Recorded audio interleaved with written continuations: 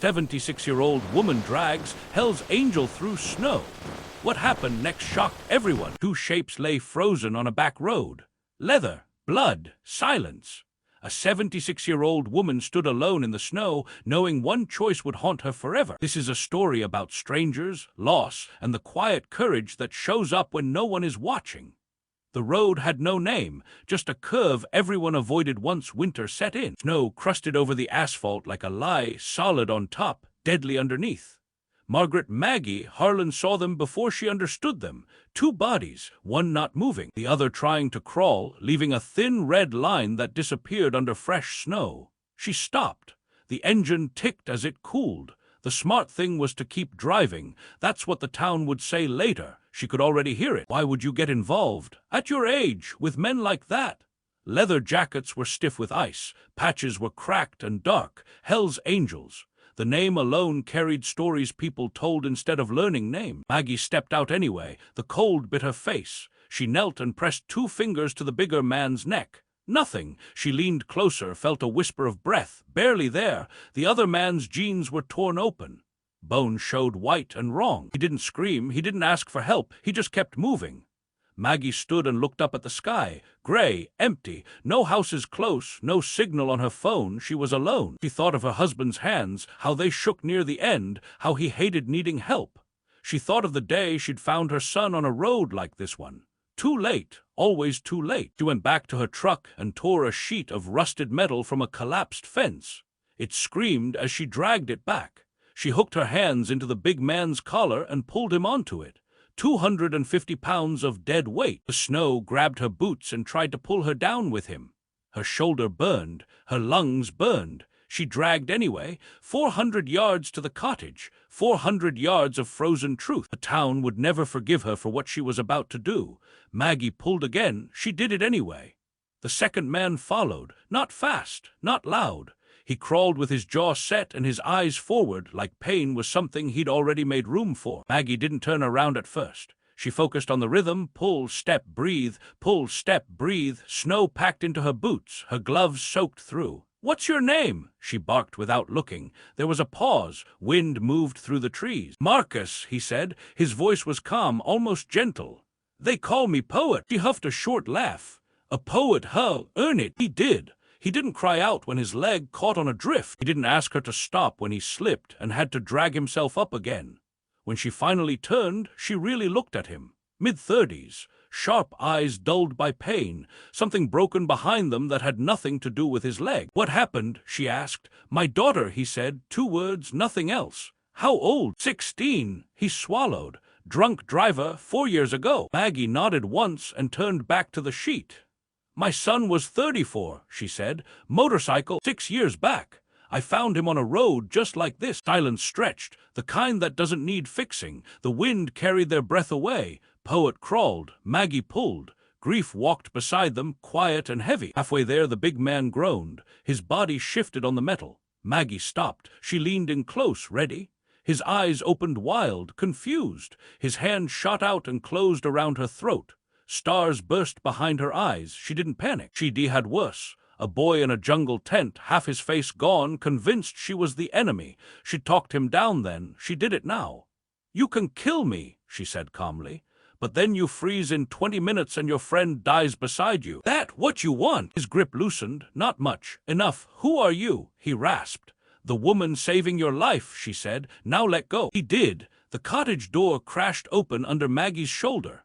Warm air rushed out like a promise. She half carried, half dragged the big man inside and dumped him onto the sofa near the fireplace. He groaned. Good. Groaning meant alive. Poet was harder. His leg needed stabilizing before she could move him. Every shift sent a wave of agony across his face. Sweat poured down his temples despite the cold. Maggie set her jaw. "This will hurt," she said. "It already does," he answered. "It'll hurt worse." She grabbed his ankle and knee. On she pulled. His scream hit the stone walls and came back louder. His hands clawed the floor hard enough to tear splinters free. He didn't pass out. When it was over, he sucked in air like he'd been underwater too long. "You didn't say 3, he gasped. "Never do," she said. "Waiting makes it worse." She splinted the leg with boards from her late husband's workshop. Not pretty, functional. She worked fast, sure. The fire crackled. Color returned to Poet's face. The big man watched from the sofa, eyes tracking her, measuring. "You a nurse?" he asked. "Combat medic," she said. "Vietnam. That why you helped us?" His voice held suspicion, calculation. "I helped because you were dying. We're Hell's Angels," he said. "People don't help us." Maggie looked up. "Son, I stitched 18-year-old boys while mortars tore holes in the roof. You think leather scares me?" "Silence!" Then the big man laughed. "Short, painful, real. You're either crazy or the bravest woman I've met." "Both," she said, handing him a mug of broth. "Drink." He did. "Name S. Crusher," he said. "Figures," she replied. Poet's voice was steadier now. "Your husband," he said, nodding toward the mantel. "Photos, a man with kind eyes and strong hands. He built things." "Blacksmith," Maggie said. 52 years we were married." "I'm sorry." "Don't be. We had good years." Outside, a crow called. Maggie felt the weight of time settle around them. She knew the quiet wouldn't last. It never did. The phone rang like it knew the moment mattered. Maggie answered without sitting down. "Margaret Harlan," a sharp voice said. "Have you lost your mind?" "Helen," Maggie replied. "Good morning." "Don't good morning me. I saw the bikes. I saw the blood. Mary says you were dragging someone through the snow." "Two someone, S," Maggie corrected. "One unconscious, one with a broken leg." Dead silence, then a breath. "They're Hell's Angels. They're injured. Call an ambulance." 45 minutes out, Maggie said. "They'd be dead. Then let them die." The words hung there. Maggie closed her eyes. "You don't mean that." These people are dangerous." "People are dangerous," Maggie said softly. "These men needed help. I'm calling the sheriff." "I expected you would." After the click, Maggie turned to the room. Crusher was trying to sit up. "We gotta leave," he said. "Cops change things." "You can barely stand," Maggie said. "And running will kill your friend." Poet nodded. "She's right." Crusher looked at Maggie like she'd grown another head. "You don't understand the club." "The club will understand you crashed and almost died," Maggie said. "That's not betrayal. That's luck." Sirens sounded far off. Poet straightened as much as he could. Maggie smoothed her sweater. "Let me talk," she said. "The sheriff knows me." Crusher snorted. "Lady, nothing smooths us over." "Then maybe it's time someone showed them something else." She paused at the door and turned back. "I never asked. Do you want help? Real help?" Poet answered first. "I don't know what that looks like." "Neither do I," Maggie said. "But I'm willing to find out." Crusher said nothing. He didn't say no. 3 cruisers broke through the trees. Sheriff Roy Keller stepped out slow, hand near his holster. Deputies fanned wide, ready for a fight they didn't yet see. Maggie stepped onto the porch with her mug of coffee, steam curling up like peace offering. "Morning, Roy," she said. He stopped short. "You all right, Maggie?" "Never better. We got a report of Hell's Angels here." "That's correct. Are you under duress?" She lifted her chin. "Do I look like it?" His eyes scanned the windows. "You should have called." "I was busy saving lives," she said. "Paperwork can wait." Roy's jaw tightened. "These men are criminals." "Do you have warrants?" Maggie asked. He didn't answer. "There are 2 men inside," she continued. "Both injured. Black ice took them down. You understand the risk." "I understand the weather," she said. "It doesn't care who you are." Roy sighed. Years of knowing each other passed between them. "We'll do this clean." Inside, deputies moved carefully. Crusher stayed still. Poet answered questions straight. No lies, no drama. The ambulance arrived, lights cutting through the gray. As they loaded Poet, he reached for Maggie's hand. "You didn't have to," he said. "I know," she replied. Crusher hesitated at the door. He looked back at the cottage, at the fire, at the woman who hadn't looked away. "Thank you," he said like it cost him something. Roy watched them go. "Town won't like this," he said. "They rarely like what's right," Maggie answered. Snow began to fall again, soft and clean. By afternoon, the story had spread past facts and into fear. That was how this town worked. Truth moved slowly. Rumors ran. Maggie felt it before she heard it, the way the cashier avoided her eyes, the way a conversation stopped when she entered the post office. People didn't shout. They didn't need to. Silence did the work for them. By evening, her phone rang again. Then again, some calls were quiet and grateful. A woman whose brother had once been pulled from a river, a man who remembered Maggie patching his hand when he was 10. Others were sharp, careful words wrapped around sharp ideas. "You could have been killed. You don't know who they really are. You put us all at risk." Maggie listened. She didn't argue. She washed dishes while voices spilled through the receiver. When the calls stopped, the house felt louder without them. She sat at the kitchen table and stared at the dent in the wood where Walter used to tap his pipe out. 52 years left, marks you didn't notice until they were all you could see. Outside, headlights slowed near her driveway, then sped up.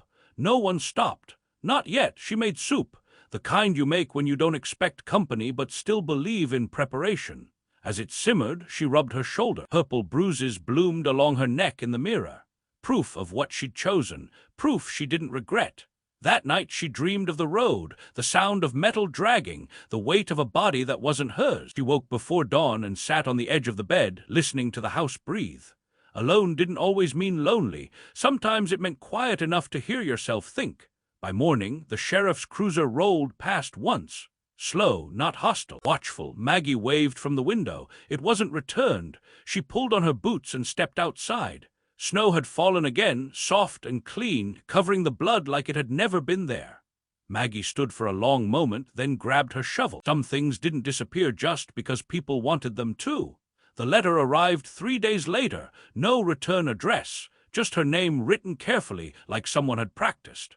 Maggie held it for a long moment before opening it. Some envelopes carried weight before you even read them. Inside was a single sheet, folded once. The handwriting was steady but unsure. Ma'am, asterisk, I don't know how to thank someone for saving my life. Maggie sat down. It was from Poet. He didn't call himself that in the letter. He signed it Marcus. He wrote about the hospital, about waking up warm, about realizing his leg would heal even if it took time. He wrote about Crusher sitting in the chair beside his bed all night, silent, like he didn't trust sleep not to take something else away.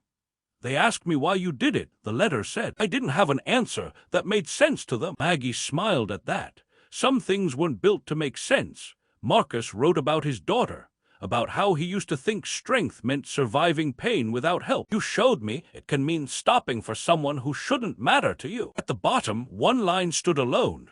I earned the name. I think you'd agree. Maggie folded the letter carefully and placed it on the mantel beside Walter's photograph. Outside, a motorcycle engine passed on the highway. She felt her shoulders tense before she caught herself. Fear had a way of learning fast, so did trust if you let it. Later that day, someone knocked. Maggie opened the door to find 2 women from church. They held a casserole between them like a peace offering.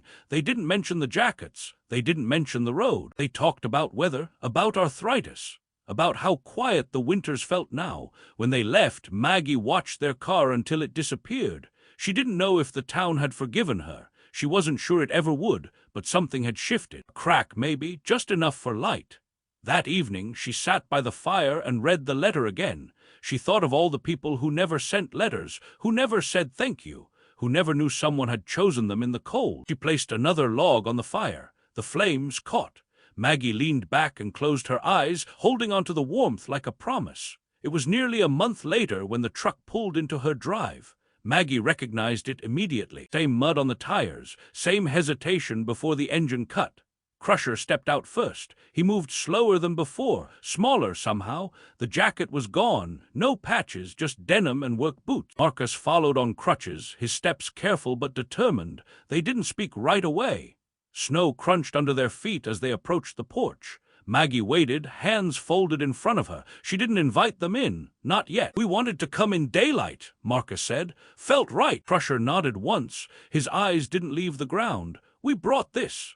He held out a paper bag. Inside was fresh bread, still warm. Maggie took it. Come in. They sat at the table where her husband used to read the paper. The kettle whistled. No one rushed to fill the silence. Some quiet had to be earned.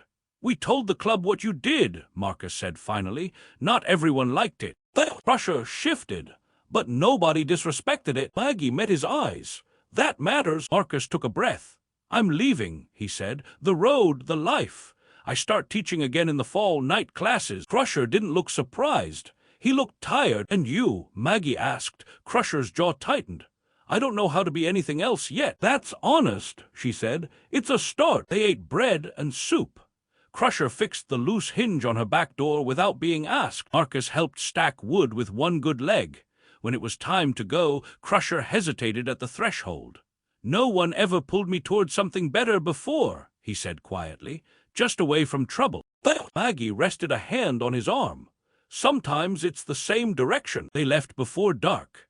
Maggie stood on the porch long after the truck disappeared, the cold pressing in around her, and felt something she hadn't in a long time. Hope, careful, real. Word of the visit spread, though no one could say exactly how. Someone always saw something. Someone always talked. The difference now was how they talked. Maggie noticed the shift in small ways. A wave returned at the mailbox, a nod at the diner. The sheriff stopped by without his cruiser lights, just Roy holding 2 cups of coffee and no notebook. "They didn't cause trouble," he said, more statement than question. "No," Maggie replied, "they fixed my door." Roy smiled despite himself. "Town's confused." "Good," Maggie said.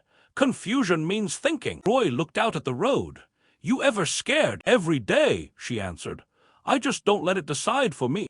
That spring, motorcycles passed more often. They slowed near her driveway. None stopped. None revved engines. Respect came quiet sometimes. One afternoon, Maggie found a repaired stretch of fence she hadn't touched. New boards, clean nails. No note. She ran her hand over the wood and felt the grain catch her skin. Someone had remembered. At night, she dreamed less of snow and more of voices. Laughter. Her husband's hands guiding hers over hot iron. Her son's helmet under his arm, grinning like he had time. The town still talked. It always would, but the sharp edges dulled. Stories changed tone. Not the old woman who helped bikers, but the medic. The one who didn't walk away. Maggie didn't correct them. Labels were lighter than truth.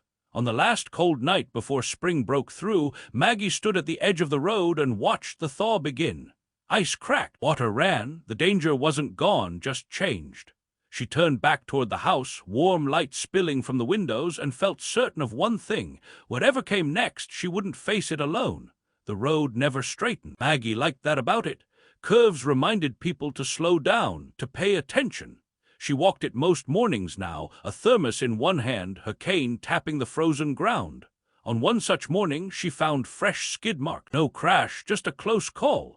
She stood there a long time, imagining how easily things could have gone differently.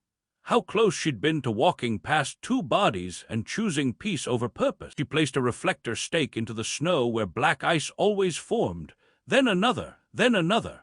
By noon, the county truck arrived. Someone had called it in. Maggie watched from her porch as they salted the road. She didn't smile. She just nodded. Progress didn't need applause. Later that week, a post he usually carried on his belt. "I'm off duty," he said, like it mattered. "It does," Maggie replied, stepping aside. He didn't sit right away. He stood near the window, looking out at the road like it might say something back. The light caught the gray in his hair. He looked older than he had last winter. "The town's restless," he said finally. "It usually is," Maggie said, pouring coffee. "They don't know what to do with what you did." Maggie handed him a mug. "They don't have to do anything." Roy shook his head. "That's the problem. You made it harder to keep things simple." "Simple isn't the same as right," she said. He watched steam rise from the cup. "Crusher came by the station," he said quietly. "Didn't threaten, didn't posture. Just asked about work. Construction, honest work." Maggie didn't smile. She waited. "He didn't get hired," Roy continued. "Not yet, but he didn't blow up either, just nodded and left." "That matters," Maggie said. Roy looked at her then, really looked. "You know, most people only change when something scares them, and some change when someone sees them," Maggie answered. Roy leaned back, exhaled. "I wanted you to know I told the council to back off. No citation, no harassment." "Thank you," Maggie said. "But I didn't do this for permission." "I know," Roy said, and this time he smiled. "That's what scares them." When he left, Maggie stood at the door and watched him walk to his truck. The badge stayed on the seat. The man drove home alone. Maggie closed the door gently. Outside, the road waited. Inside, the fire burned low and steady. Somewhere between law and mercy, she thought, was where people learned who they really were. The letter arrived in early spring, tucked between advertisements and church notices. Maggie almost missed it. The envelope was thin, pink, addressed in looping handwriting that leaned to the right. Inside was a note written in pencil. "My teacher says you saved his life." Maggie sat down slowly. The girl didn't write much. She didn't need to. She wrote about sitting in the back row because it felt safer, about how her teacher listened instead of talking over her, about how he once said people weren't broken, just unfinished. He limps when he walks, the letter said, but he never complained. He says pain reminds him he stayed. Maggie pressed her thumb against the paper, right over the faint indentation of the words. She imagined the girl hunched over a desk, erasing and rewriting, trying to decide what to say to a stranger who wasn't really a stranger at all. At the bottom, one line stood apart. If you hadn't stopped, he wouldn't be here. And neither would I think. Maggie folded the letter and held it against her chest. She didn't cry, not yet. She went outside instead. The snow was melting, revealing patches of dark earth beneath. Messy, honest. Later, she pinned the letter beside Marcus's postcard and the iron hook by the door, a quiet corner of proof, not trophies, testimony. That afternoon, she walked the road again. Cars passed slower now, not because of signs or cones, because people remembered. Stories had weight. They settled into hands and feet. At dusk, Maggie lit the lamp by the window. She imagined the girl in the back row, pencil tapping, waiting to be noticed. She imagined Marcus standing at the board, steady despite the ache. Somewhere, a lesson was being taught that had nothing to do with books. Maggie whispered thank you into the quiet. She wasn't sure who it was for. Maybe that was the point. The cemetery sat high enough that you could see the road from there. Maggie liked that. It felt right to keep an eye on things. She brought fresh flowers and knelt slowly, knees stiff, breath measured. Walter's name caught the light just the way it always did in the afternoon. She traced the letters with her finger. "You would have liked them," she said aloud. "The quiet one especially." The wind answered, moving through the pines like a long breath. Maggie talked anyway, about the town, about the letters, about how strange it felt to matter again in ways she hadn't expected. "I didn't save them because I'm brave," she said. "I did it because I was tired of being too late." She sat there a long time. Long enough for the sun to shift and shadows to stretch across the stones. Long enough to feel the ache in her bones and the warmth in her chest exist at the same time. On the walk back down, she stopped where the view opened wide. The road curved through the valley, thin and gray. A truck slowed at the bend. Another followed. "Good," Maggie murmured. At home, she made tea and stood at the window. The iron hook held her coat. The letters stayed pinned, evidence of something still moving. That night, she dreamed of hands pulling together instead of apart, of voices speaking softly instead of shouting, of a road that stayed dangerous but never empty. When she woke, the dream stayed with her. Some things, she realized, weren't meant to end cleanly. They were meant to continue, carried by people who remembered why they stopped in the first place. Winter came back sharp, like it always did, early snow, early ice. Maggie prepared the way she always had, shovel in the truck, thermos full, eyes open. She found a stalled car just past the bend. A young couple, shaking, afraid. She parked behind them and waved traffic slow. Someone else stopped too, then another. No one asked who should take charge, they just did. When the plow arrived, Maggie stepped back and watched strangers thank each other like it was normal, like it had always been this way. That night, a motorcycle pulled into her drive. One bike, no noise. Crusher removed his helmet and stood there, older somehow, steadier. "I got hired," he said. "Apprenticeship, welding." "That's good work," Maggie said. "I mess up," he admitted, "but I don't quit." She nodded. "Neither did you that day." He swallowed. "I think about that road a lot." "So do I," Maggie said. He left before dark. Snow began to fall again, soft and quiet. Maggie watched it gather, knowing winter would always test people. The difference now was what they chose when it did.